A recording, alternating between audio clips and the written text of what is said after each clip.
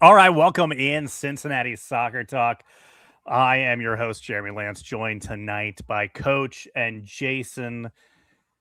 We come into these shows a lot of times with a lot of excitement to talk about wins, to talk about good momentum.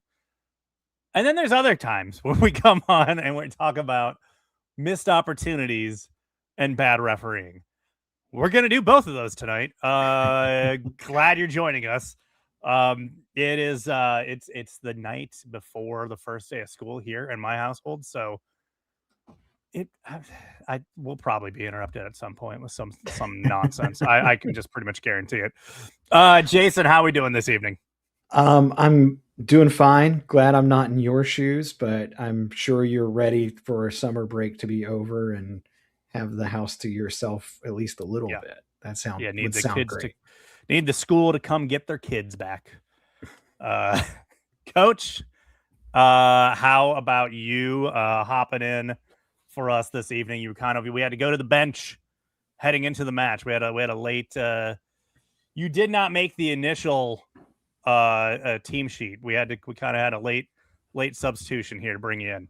Yeah, I'm like Alvis Powell over here, only seen once every, 12 to 14 shows. And, who knows if I'm going to just like chuck somebody into the advertising boards and get a red card or have a really capable performance. But either way, the one thing is certain, I will not put a shot on target. That's all we ask. That's all we ask. Yeah, so we have a lot to go over tonight. Obviously, we have the not so great conclusion to FC Cincinnati's time in the League Cups, or Leagues Cup, 1 cup, 2 leagues. Sorry. But yeah, or you could possibly say it 2 leagues, 1 cup. That's over. It's over. That's done. That's buried. They had a very tough match against a team that was already eliminated, and somehow we're not the team more inspired to actually win, especially there in the second half. We'll have that fun to talk about. And then Saturday night came along down in a incredibly hot and steamy Orlando, where the orange and blue jump out to a lead, but ultimately settle for a 1-1 draw in a match that was marred by interesting officiating decisions by not only the head referee, but also our friends there back in the VAR booth in Dallas. Good times had by all with all of that. So we will get to all of that. But first, what we need to get to is our What's Hot, What's Cold, brought to you by our friends at Apollo Home. Jason, lead us off. What's hot? What's hot for me is Ender Echenike. This kid has come back from the World Cup break, and I feel like he's finally hitting that stride that they want him to hit. 93% accurate passes against Orlando. He played pretty well when he came off the bench for Atlas or against Atlas. He played pretty well in the Leagues Cup. The kid, I think, is really coming on strong to the point where you have people like I can't remember if it was Tom Bogert or which guy on the Soccer Wise podcast where they were trying to pitch RSL to send us a cash for Ender, which to me would just be an insane business move by FC Cincinnati. That was their plan. That's what they wanted to see happen. He was pitching it, and I guess his thought process was, you get, I don't know, a few $1 million in general allocation money and go get, I don't know, another center back and move Pavel into that spot. But what did RSL do with the wingbacks we already gave him in the offseason? What are we talking about here? We're not giving him another one. Yeah, they want one of them gone, from what I've seen of the RSL fans. Oh, okay. Well, that's fun. Yeah. Which one's that? I think it's Marchuk. They're not too keen on anymore. Oh, okay. Yeah. They were all bummed when he left, and now they got their wish, and they hate it. Yeah. All right. Fun. But, Ender, he's my guy. I love seeing what he's been doing lately. Mm-hmm. And hopefully he can lock down that starting spot so we can put Pavel back in the midfield. That would be nice for all parties involved. Yeah. Coach, what is hot? Yeah, just because I haven't been on this show in a while, I'm going to have to nerd out tactically a little bit and say I'm really digging the offensive rotations that we see this team employing. And it's been kind of spotty, but against Orlando, it was on full display. So they're always dropping either Evander out to the left or the second forward, either it's Kenji or in this case, Tom Barlow out to the right. And then the wing back and that forward or Evander on that side are kind of doing like a read option, whether one of them drops near and the other one goes in behind. That's the play where Tom Barlow came short and Evander went over the top, and that's when Miles Robinson picked him out that led to that FC Cincinnati goal. And so that kind of repeatable pattern of play is what we've been begging for, and now we're seeing it. And for once, FC Cincinnati didn't feel like they had to build everything through the middle, but they're actually finding some joy out there on the wings. Love it. Love it. That's why we have you here for the tactical stuff. Most of it goes over my head, but I'm glad you're here to do it. It's not smart enough. My what's hot, I'm literally just going to take this one quite literally. It was 95 degrees in Orlando on Saturday. Heat index in the 112 range. Yep. Obviously, if you've ever been to any sporting event where you've actually been on the field, you know, either grass or turf, it's the ground's going to kick up some heat. So it was probably extra steamy there on the pitch Saturday night. I know Pat in his post-game press conference kind of, you know, made note to it that they had some guys that were, it was a struggle to get through, and you know, the conditioning really had to show through Saturday night to get through that match, and they did have some issues where they did have to make some substitutions. And you know, he kind of pointed out, well, you know, this is why we are hopefully, you know, this is why this what hopefully gets fixed by this schedule flip, right? Where now you just have to worry about those days where it's, you know, like 32 outside and you're playing and the ball is a literal cinder block hitting your feet. Let's go over to what is cold. Coach, lead us off. I'm going to go with the second forward position for FC Cincinnati, which is ice cold. I was really excited by Kenji and Bomadem for a while, but man, has he fallen off pretty hard. Tom Barlow is way better off the bench. Ayub Jabari has entered the doghouse that Dato Valenzuela somehow got out of. So those two need to collaborate on what could happen there. All three of these guys are capable players off the bench, and like none of them seem to want to be actually decent on the ball when they start. I thought it was Kenji's to be had, but he has not been good lately. So I think that might be one of the biggest holes in this roster right now with the formation that they play, is that second forward spot. Yeah. Dato, by the way, might be back in that doghouse. Well, the they're fact sharing to it. fight everybody in the bar the other day at that match. So, yeah, we'll see what his MLS minutes look like once his suspension's actually up. Jason, over to you. Cold, or is my feeling towards VAR and the pro referees organization right now. And I am the biggest VAR defender on the planet. I think it's actually a good thing. I think the toothpaste is out of the tube. You can't go back, but I've got some hot takes when we get to that, because it is really interesting how certain rules are applied to certain teams in certain situations when VAR comes into play for FC Cincinnati. So can't wait. Fire up that grill. Get those hot takes. Get those hot takes going there.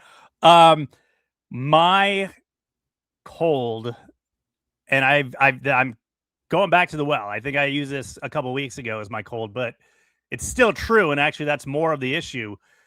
There is still no rumors at all as far as incoming transfers for this squad. Now, you have had Pat several times in press conferences say that he expects there to be, he made it sound like multiple moves. He kept kind of talking in the plural of like, he expects there to be some moves.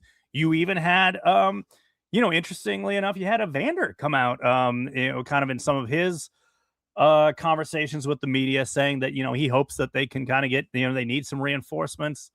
If they're going to make this run, they need that support there from the front office to keep them, ready to go and have that depth. there's nothing. It's dead cold. There is no pulse on the transfer rumor mill for FC Cincinnati.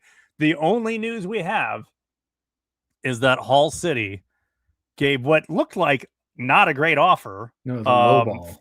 A low ball offer. Hey, can we get that for less than you paid for Danke? That was already rejected. Now, there is a lot of talk that there's going to be more offers coming the way before the window closes. Obviously, that's not the rumors we're looking to hear. We don't want to hear about our stars leaving. We want to see depth and new pieces being brought in. So far, nothing. There is 3 weeks left. Man, we'll see. But I'm starting to get a little worried, and I can see a lot of people out there on Twitter, on Facebook groups. I'm sure Blue Sky is also having a meltdown. That sounds like their thing. That like, why is nothing happening? Why is there no rumors for a club that's supposed to be competitive, for a club that's supposed to be contending?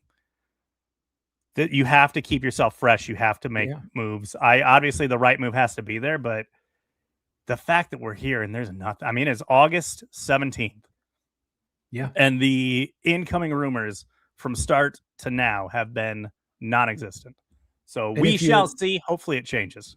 Yeah, if you look at it in the context of the Cincinnati sports marketplace too, I mean, we're just coming off of a all-star window, a trade deadline with the Reds where they decided to punt and not do anything to improve themselves. The Bengals, they made a few moves, not anything huge and splashy. Like one of the things that you hear around town is, FC Cincinnati is the team that actually tries to win. And, I think they're capable of going deep with the roster as it is, but it would really be helpful if they tried to make some sort of move. Yeah. Joe Burrow already getting sacked. And it's only August. That is our what's hot, what's cold. Let's go to yours, and we go to our man, Mr. Jersey Swap himself, Jeff Tebbets. His hot, great evening of tennis at the Cincinnati Open while the team was with the team in Florida. That was a sentence. Cold. Better chance we see Nick Hagglund at the Cincinnati Open instead of the starting 11. I think Nick Hagglund's appearances from here on out are going to be few and far between. I know there's not been anything said, but this guy's been perpetually on a 1-year deal for about 4 years now. I know he's already in the process of starting up a youth academy that he's working with. He's got some poles in the fire on that one. I think that man is getting ready to transition to life after soccer, and I don't know how much more we'll see from him. I know nothing's been actually publicly said about that yet, but it does feel that way because he is not getting any looks as far as appearances for the most part. So, that is our what's hot, what's cold, brought to you by our friends at Apollo Home. Apollo Home is Cincinnati and Dayton's premier HVAC, plumbing, and electrical home service company. If your AC is under more pressure than a goalkeeper in a penalty shootout, Apollo Home will make the save fast, friendly, and reliable same-day service. Keep your home running like a champion. Give them a call, send them a text, or visit apollohome.com. Let's get to the real fun one. Kind of pushed most of this out of my memory, so hopefully we can get through this one here. Your final score, FC Cincinnati needing to have it, 1. Atlas already on the bus, 3. And it was the team with no reason to try that comes away with the win. And wow, another moment in FC Cincinnati history where a win needed to happen for a continuation in a tournament, a must-have win. Yeah, let's talk about, hey, that maybe they can run the score up on these guys. That was a moot point because they couldn't even do that because they just straight up lost this match. 2-1 is your final. this one, it's perplexing that you had the matchup the way you had it, as far as there being really no reason for Mr. Crespo to roll out a squad and hey, give them all you got. It was the old Stanley Hudson in the basketball episode of The Office. This is a run out the clock situation. We're just trying to get to the end of this. And yet that's the team who ends up winning this. They had to have it. They didn't. Yeah. Jason, I go to you first. Just the overall thoughts on another missed opportunity by this club. I mean, that's just it, right? I mean, this was the best chance FC Cincinnati had I should say the easiest road to some sort of trophy this year. The Supporter Shield is most likely out of the question. MLS Cup playoffs is going to be hard. It looked like, based on the previous two performances, that you're in a good spot to maybe try to win Leagues Cup, get yourself a spot in the Champions Cup next year. And if you look at the stats, it wasn't a bad game by FC Cincinnati, but they just could not get it together. And once again, we find ourselves in a elimination situation where the team comes up short. And I know, take it or leave it on the Leagues Cup, but I'd like to win a trophy. That was kind of disappointing. Coach, was this just hey, those will happen on a Tuesday night in Cincinnati, or did this club once again barf on themselves in the big moment? Yeah, I might not quite go with barf on themselves, because I don't think they bottled it. It's not like Matt Miazga turned and passed it into his own net like he seems to do once a season or anything. Yeah. That's still on the horizon. Has he gotten that out of the way yet? No, sorry, I should not have brought it up. Okay. But I mean, they certainly quit doing the basic things that you want to see professionals do. Kenji and Bomadem and Tom Barlow both had golden chances to make it, one to make it 2-0 and one to make it 2-2. And then on top of that, you have Miles Robinson just seemingly every shot that goes into the box just stopping oh yeah, Big Evan's got that. He's going to grab it and not spill it out. Oh wait, it's back right in the 6-yard box and being tapped in, because the guys just aren't following the play. Both of those goals were highly preventable, whether just some above average goalkeeping, just push the ball out of bounds instead of right back into the 6, or some just basic defending, which is follow the runner in until the ball is in your goalkeeper's hands or out of bounds. So barf on themselves, no, but they definitely gagged enough to where everybody turned and looked, and then maybe just had some drool come out. Dry heave. Then, okay. Yeah, it was that kind of thing. Your lineup for this one, Evan Leroux in goal, Robinson, Miazga, Guidi, your back line, Buka, and Ramirez on the outside as your wing backs. A midfield of Dotto, Obi, and Evander. Dotto actually getting to play these games. And then you have Mbomedem and Denke up top.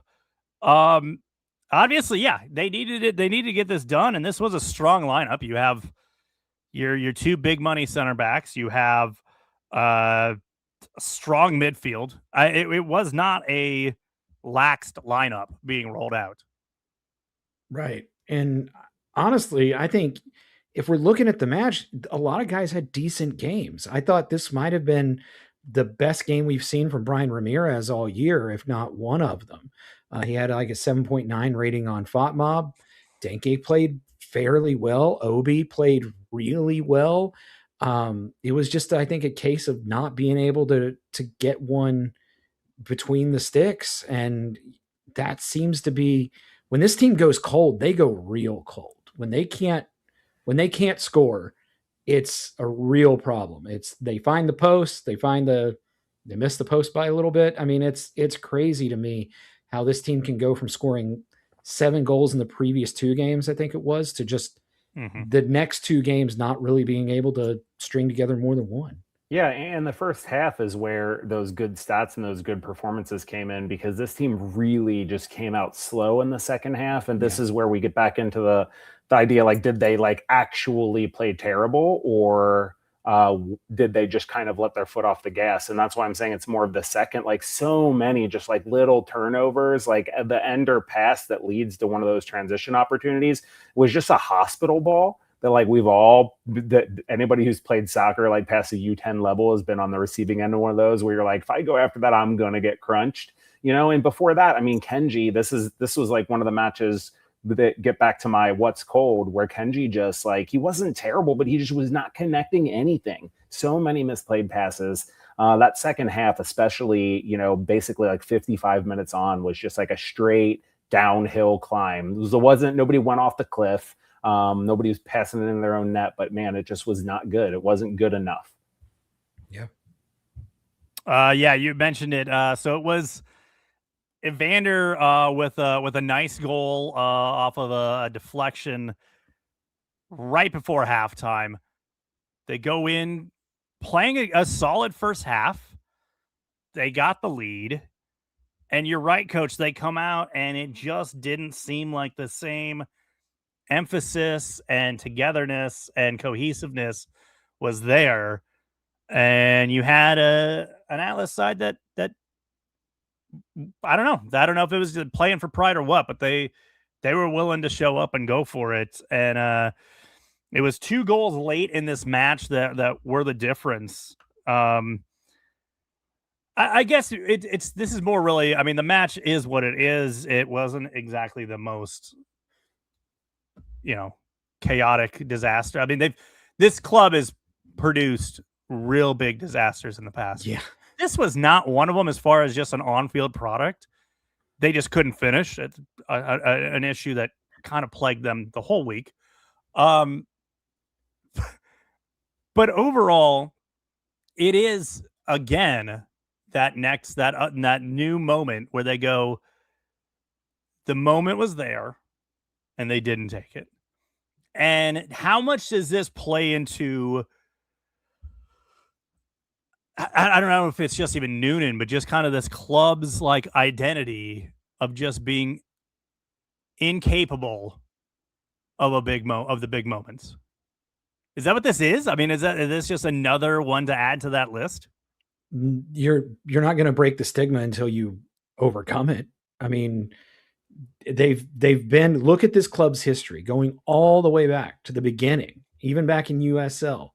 You beat Chicago, you beat the Crew in the US Open Cup. You go up 2-0 to New York Red Bulls in the quarterfinal of the Open Cup, and then you let that one slide. The year they win the USL Cup championship, the regular season championship, they kind of pee the bed in the opening round of the playoffs to, I think it was Nashville. Yeah. And then you finally have your good year in 2023. Open Cup semifinal, Messi happens. MLS Cup playoffs, you get Matt Miazga deciding to go deliver a pizza, and that helps contribute to the loss. And then it on and on and on. Earlier this year, you go up something like 4-1, 3-1 on Tigres in the CONCACAF Champions Cup. It was 3-0. 3-0, yeah. Yeah, and because they didn't have an away goal, so that's why a 3-1 loss, or 4-1 loss would have still done it, but the 5-1 loss is what knocked us out. Exactly. So there's a narrative there. Yeah, and it's a culture thing. Like I don't buy into like hoodoo or bad luck. We don't need to like find some, Lou City jersey and bury it at the center circle or something. Or I don't know, that there's the Ted Lasso episode where they all burn their something in the barrel. Mm-hmm. We don't need to do that to cast out any evil spirits. Although I'm an Episcopal priest, there's an exorcism rite. I'm happy. FCC, call me up. I'm happy. That's neither here nor there. I don't think that's what's needed. But the whole idea is a culture shift where players believe that there is not a hoodoo or a hex or a curse, right? And I think right now, even a guy like maybe like Sammy Guidi, who wasn't part of a lot of those teams, he's heard about it. He's heard other guys sitting there in the locker room like, let's not let that happen. And so when they're up 2-0 or when it comes to that knockout game, everybody plays a little bit tighter. And playing a little bit tighter causes you to leave that pass a little short, or choke up on your shot and hit the post instead of hitting it into the top bins or whatever.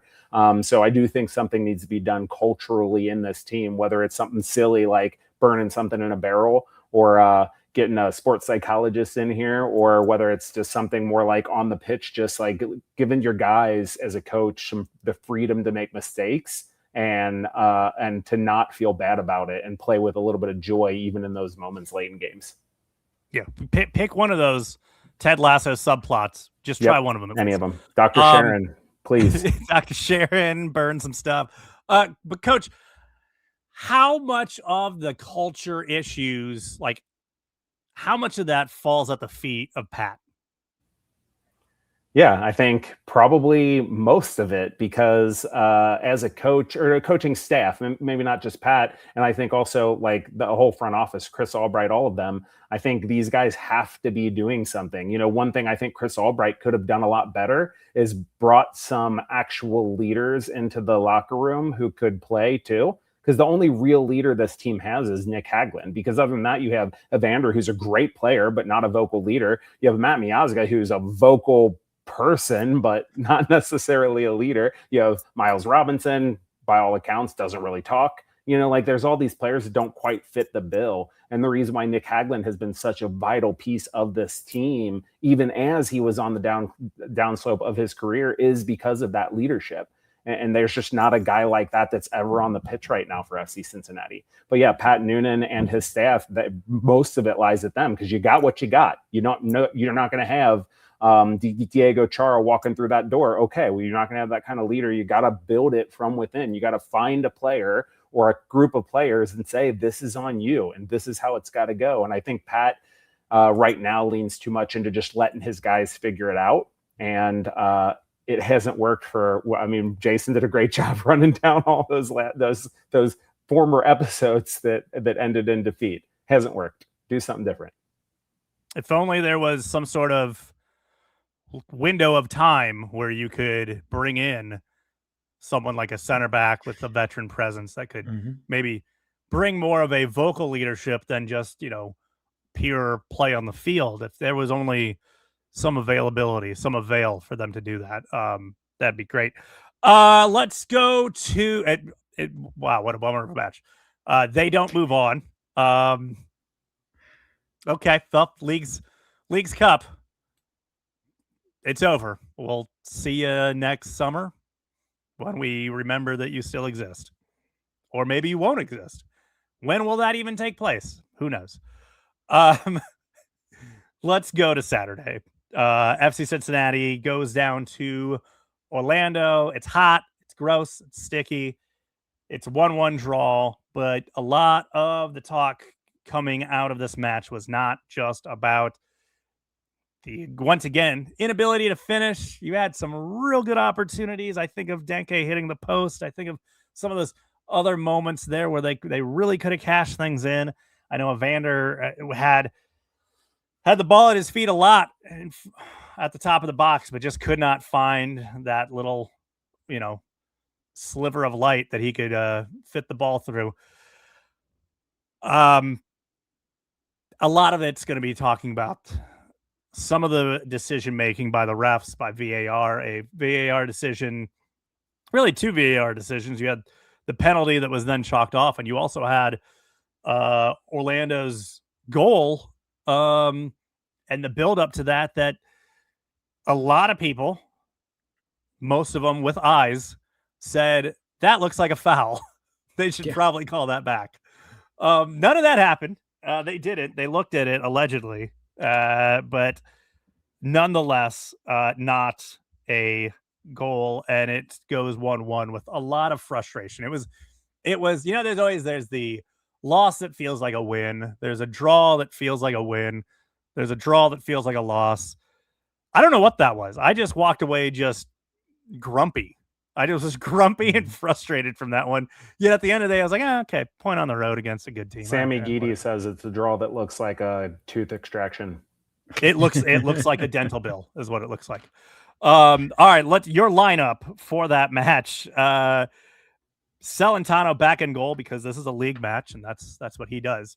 Guidi, Miazga, Robinson is your back line. Ramirez, Echenique on the outside. Your midfield, Obi, Evander, and Buka, with Kevin Denke riding shotgun with one Tom Barlow up top. Coach, obviously we knew there'd be a little bit of rotation with having that midweek game. Otherwise, though, I mean, this is a strong lineup. Yeah, it's not much rotation, right? I'm really grateful. I was really grateful to see Buka back in the middle. I actually, I got on and bet the under in goals as soon as I saw that, because FC Cincinnati's defense is just a lot better with Buka in the middle. The way that he's positionally sound, he doesn't go roaming or chasing as much as Obi or some of the other guys do. Dado, isn't quite there.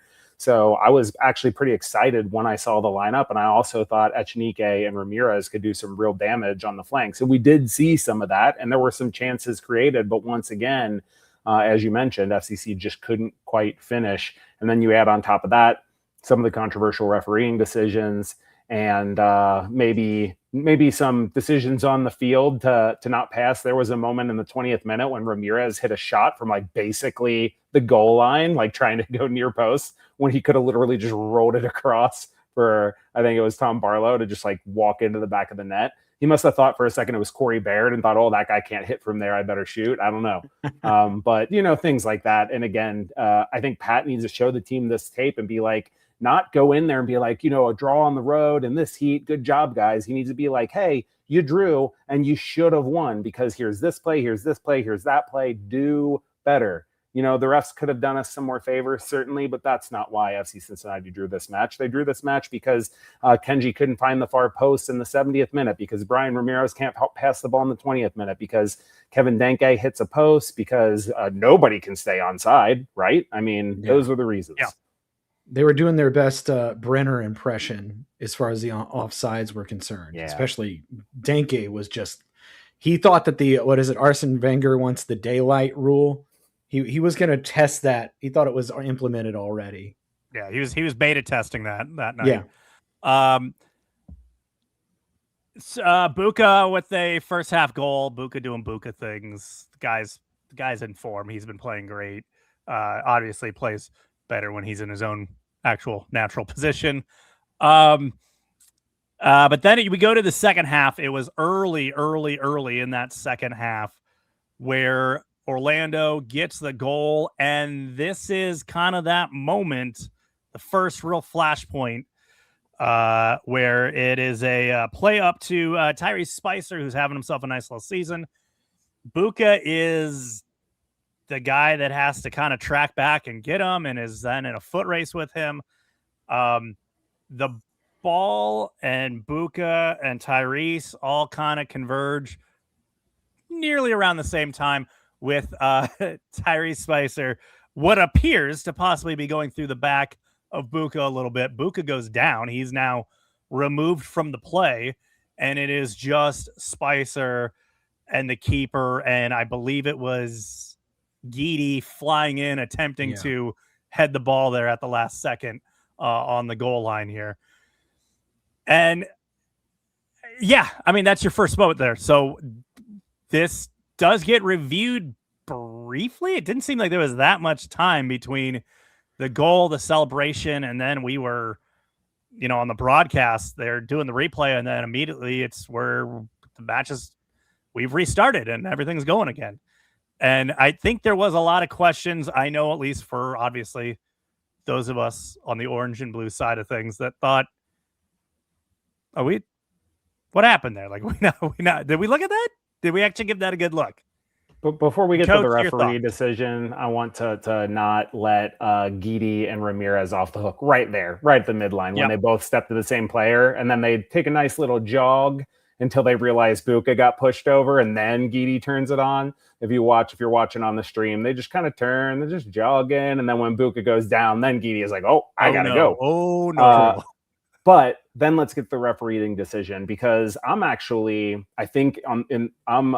cattywampus here from most people. Most people are like, that play, I could see it's 50-50, but the other one, a stone cold pen. We'll get to my thoughts on the penalty, not penalty. But this one I thought was way more egregious, because the attacker comes through the back of his hip. If you watch any replay, the contact is made at the hip first. And certainly his leg gets in front of him eventually. But if you see where his body is in relation to Buka, unless he has Gumby legs and could stretch them out around Buka's hip without touching him, he goes right through the back of his hip. It's a foul all day, every day. It gave Buka no chance. And then on top of that, because of the part of the field it was in, it was so consequential. I just don't understand in any way, in any form, how that is not a foul, other than, you know, the referees just being like, this game's supposed to be high scoring and it's only 1-0. This certainly has to be a goal because this is where the fireworks start, right, guys?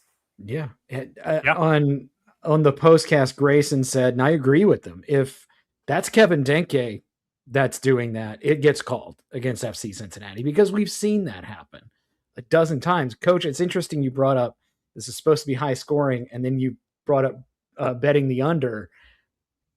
I'm not a conspiracy theorist, but the game was supposed to be high scoring.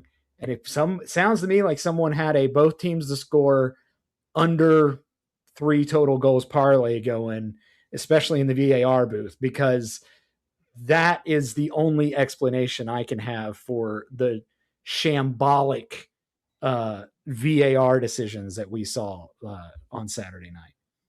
The views of Jason Ashcraft does not reflect those of CST or their subsidiaries. Referees have been known to email podcasts, so feedback at CincinnatiSoccerTalk.com. Okay. We'll actually get you your own Cincy Soccer Talk email where you can, there it is. Just go feedback at Cincinnati. Thank you, Josh. Feedback at CincinnatiSoccerTalk.com.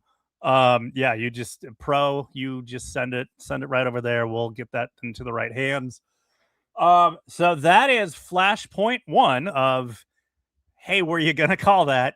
And then VAR was just like, nah, just get the game going. Well, if you want to be even a little bit more fair to Tori Penso, and I don't want to be, but she missed on Buka's goal. There should have been a stoppage of play for the dude getting his bell rung on, I think it was at Vander or somebody taking like a laser beam shot to the guy's head. So technically she should have stopped the game there. I mean, I'm glad he scored, but you know, the guy was seeing little birds dancing around in front of his face. So.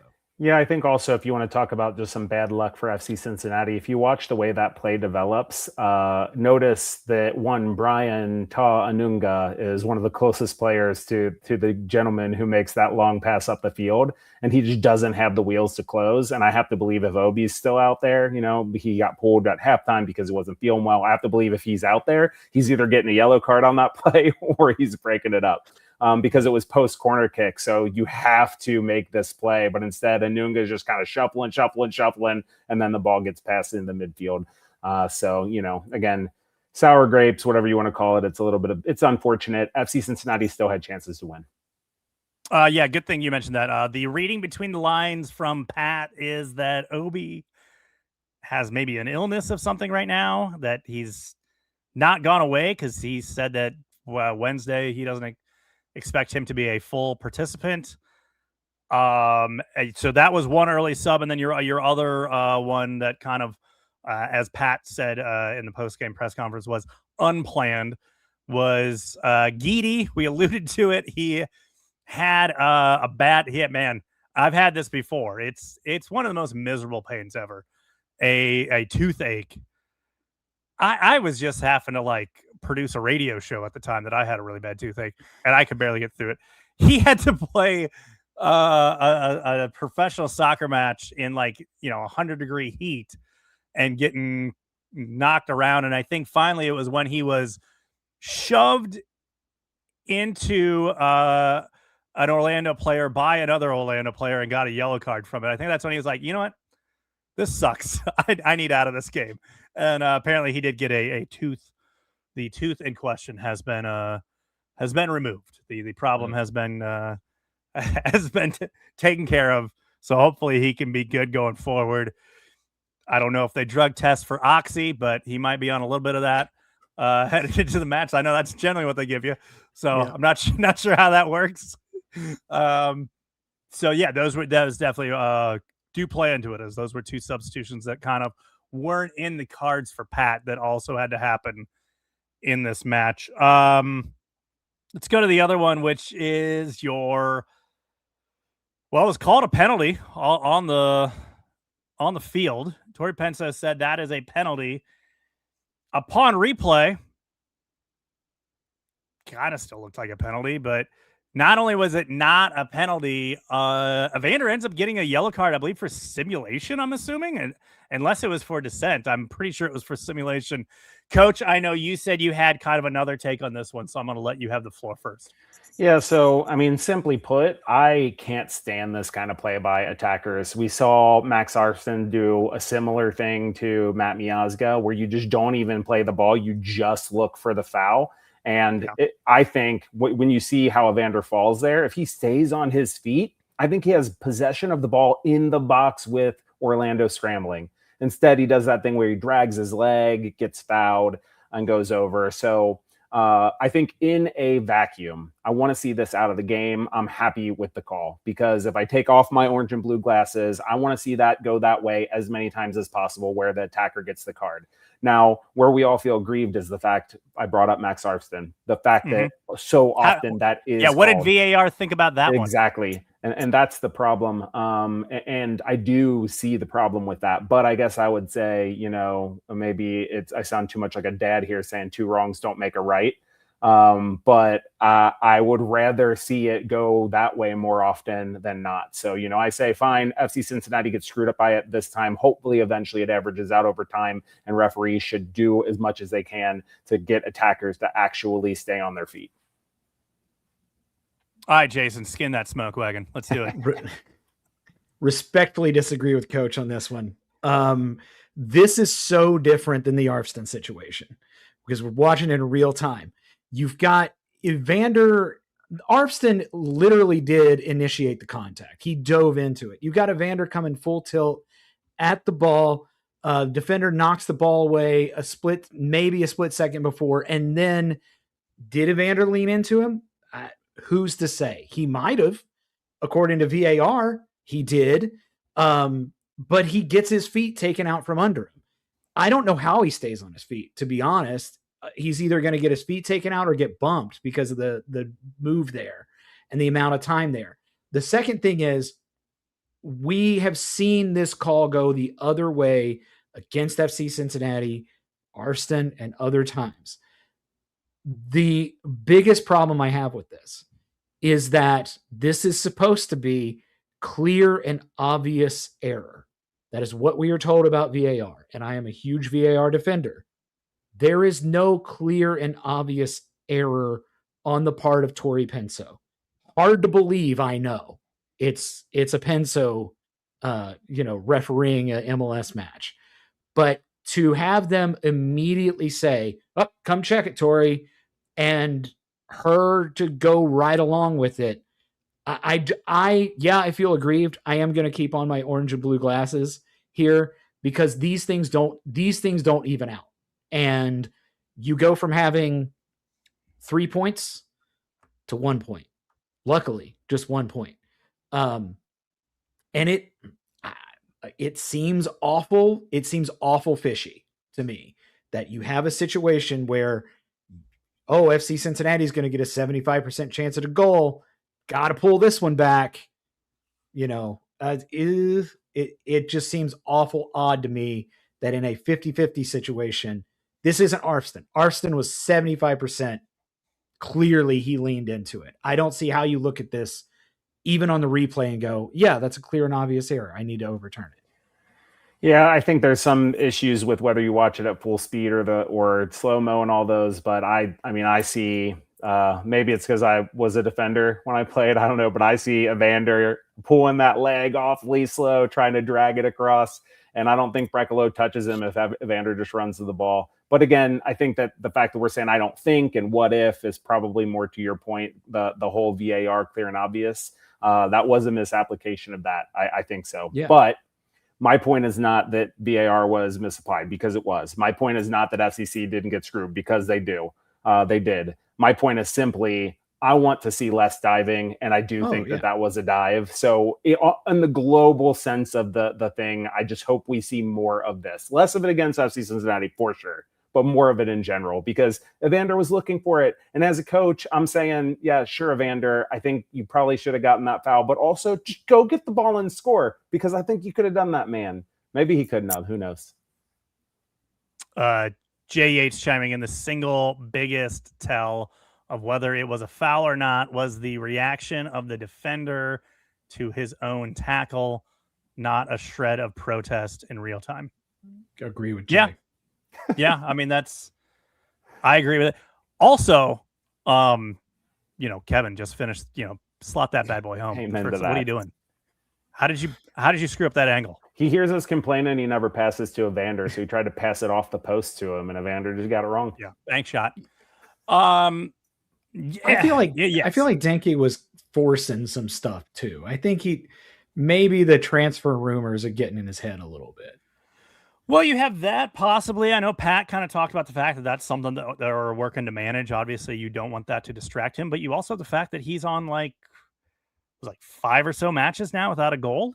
Yeah. So, I mean, as a striker, he's starving over there. He's hungry. He's trying to eat. So, yeah, he's getting a little desperate. I think that's safe to say. And were there any other points you wanted to hit on this match? It was a frustrating takeaway from this match that the finishes weren't there. On the whole, they outplayed Orlando, I thought, in this match. Yeah. I don't know, Coach, if you disagree with that. No, I completely agree. I think the last point that I want to hit is the substitutions, and this is something that we've hit over and over and over.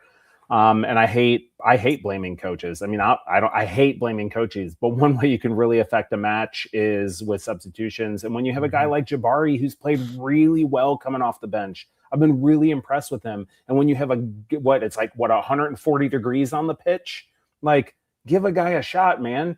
I think Ayub Jabari coming in with more than 9 minutes to play in regulation, even if it's just 15 or 20, like, give him a little more time. We saw Kenji come in and create a really good chance at right wing back, given Ramirez a spell when Echnike shifted to the left. These are guys, if you want to trust those guys and say Kenji is normally a starter, then you need to give them real minutes at the end of the game. 9 minutes is not enough time to get up to speed and make a difference. Yeah. I think these guys, especially in a game where it's hot, I think they need to be coming in with 15 or 20 minutes left to play and given an actual chance to prove that they deserve more minutes.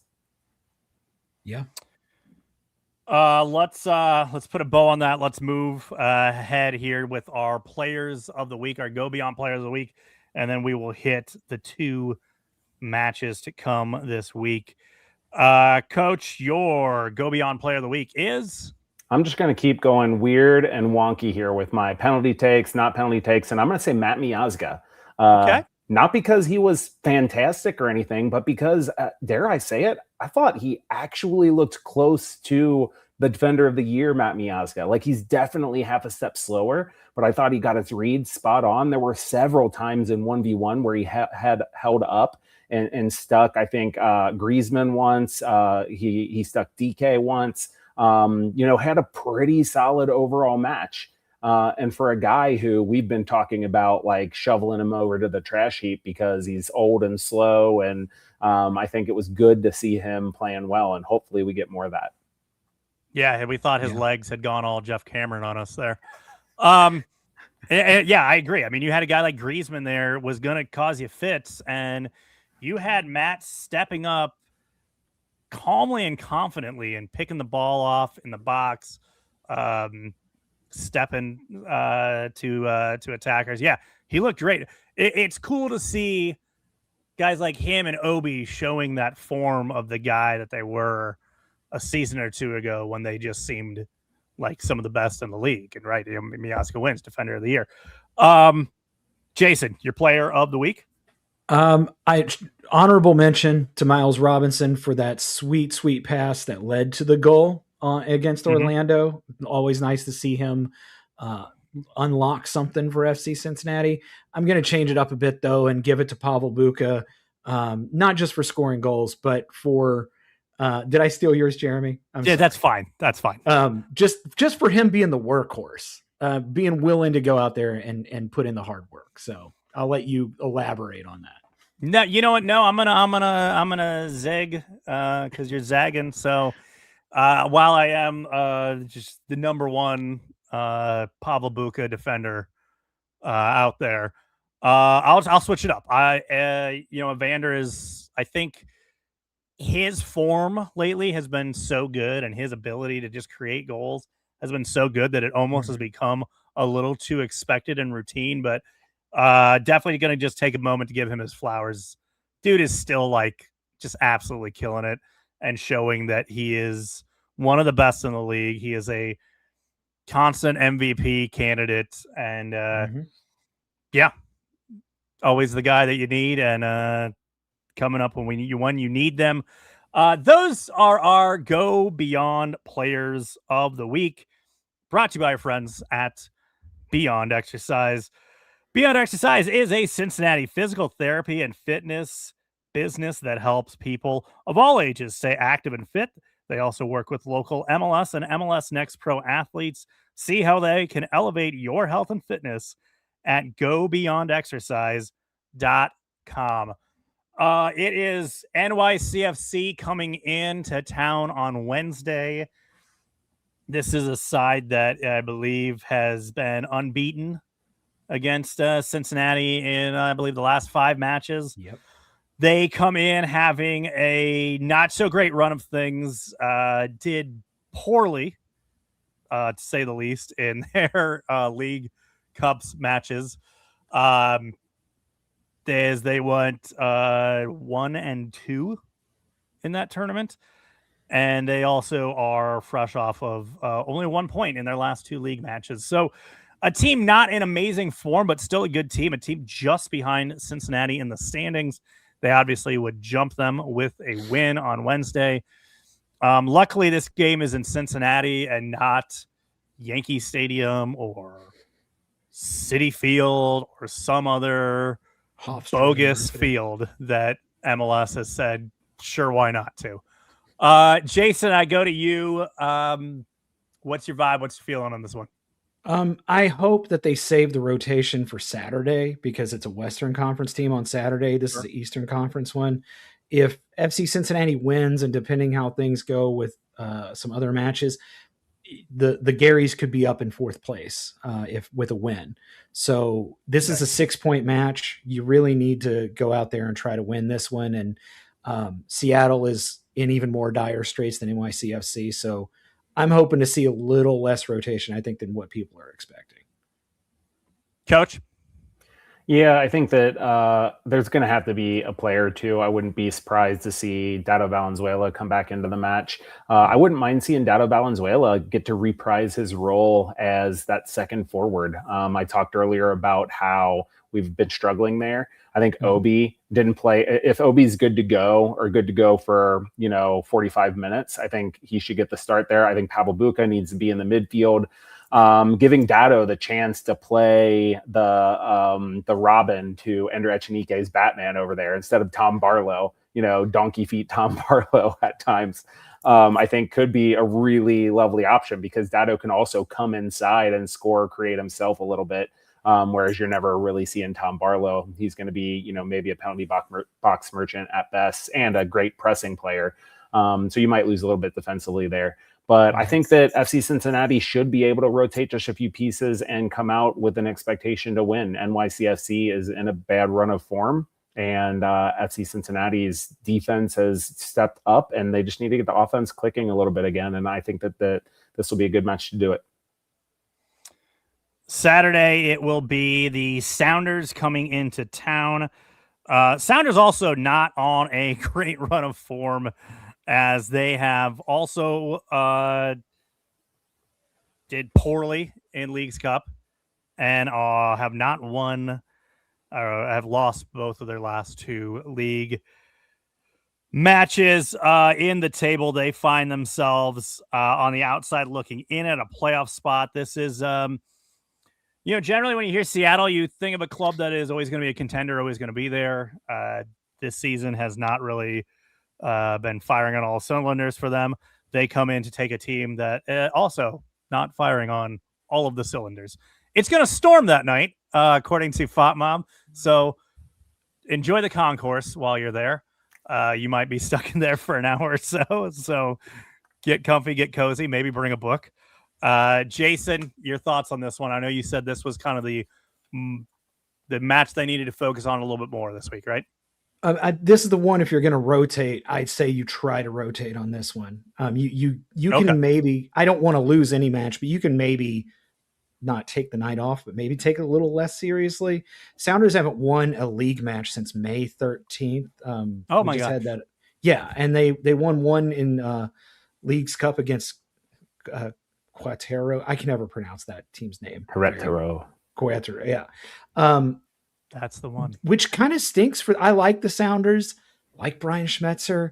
Just something's going on there, and their fans are ready to tear down Lumen Field. It is not good vibes in the Emerald City. So if you're gonna take one match more seriously than the other this week, NYCFC, focus on that one. Then just try to go out and maybe play for a draw against Seattle. I think you can easily, no, not easily. I think you can do it though. Also focusing on that one being the NYCFC match is our man Jeff Tebbets. He'll have jersey swap out for that match. Probably by the time you're listening to this, it'll probably already be hitting your ears as well. Just bomb out of this one and go listen to that instead. It was probably better. Final thoughts. Let's get our final thoughts as we put a bow on this one. I am shocked that we've made it this far and my kids haven't come down saying that they can't find something that they need tomorrow and I have to go immediately to Target and get it. Coach, let's go to you. Good to have you on. It's been a minute. Yeah, that's my final thought. Just, I'm really happy to be back. I'm hoping to do this a little bit more. I got a new job over the summer that's a lot bigger, a lot busier, but I've been recognized in public even more now that I'm not doing the podcast somehow. I was at a conference and somebody's like, "Are you from Cincinnati Soccer Talk?" And I was like, "Yeah, yes, I am." So thank you to whoever you are that actually saw me. But yeah, I'm happy to be here. I'm going to come back on more often. I promise, guys. It's going to be fun. I thought you were Casey Keller. I would have said your final thoughts. I'd say more Brad Friedel than Casey Keller. Okay. Well, you wanted those. Yeah. Some pasty bald white dude. Yeah, exactly. Every team's got at least get the one. Little flavor saver. You could be Hanneman. I mean, we can, I'm excited to have some whole matches back. But my final thought is MLS needs to find out what they really want League's Cup to be. They kind of peed the bed on this year. It should have been what they came out of the World Cup with. And they really need to figure out League's Cup because I think it's fun. But if they're switching the calendar, it doesn't fit in the January window because that's CONCACAF. Figure it out. Play some more games in Mexico. Make it seem like a bigger deal. This year's League's Cup seemed like more of an afterthought than most years, and you need to either fish or cut bait with it because it's not. I don't think it's living up to the potential that it could be. Give me the Open Cup back, and I'm not even a huge Open Cup fan. I'd rather have that than this iteration of the League's Cup. Can't make money on that one. Yeah, so they're going to stick with this piece of crap instead. They'll make it work. They'll just put it in the summer, and then the move in the calendar would have been is a complete moot point then at that point, and was completely unnecessary because they won't think it through. All right, that's all we have tonight. We got 2 matches again this week. Hopefully you get a chance to enjoy them. Hopefully the weather is okay. Who the heck knows? It's apparently monsoon season here in Cincinnati. Bad week to play some soccer. Bad week to run a tennis tournament. As well. But yeah, well, I leave that to my children to do. That's what they're for. That's why God made them, so they can do work for me. Let's hit us up. You can hit us up at feedback@cincinnatисoccerdoc.com. Also, you can support what we're doing here at CincinnatiSoccerTalk.com/support. Check us out on the interwebs. X, that's a place. at Cincy Soccer Talk. Also, Blue Sky. I've been told this should be easier to how it's set up, but apparently just find Cincy Soccer Talk. I don't know what the other stuff on the lower third here is about, but just if you're on that, just search it up. It'll be there. I don't think you have to add the other stuff. That's just there. That's just kind of bunting that we have here for this show. That's it for us. We'll talk to you next week. Hopefully. There'll be some people here. It'll probably be me, at least one other person that's probably bald, and we'll see who else we can find. That'll do it for us. Good night. Again, thanks to our producer, Josh Dye, for doing all the fun stuff behind the scenes, putting the graphics there, the videos, and all the other things that I can't do and talk at the same time. So we thank him for that. We'll talk to you next week.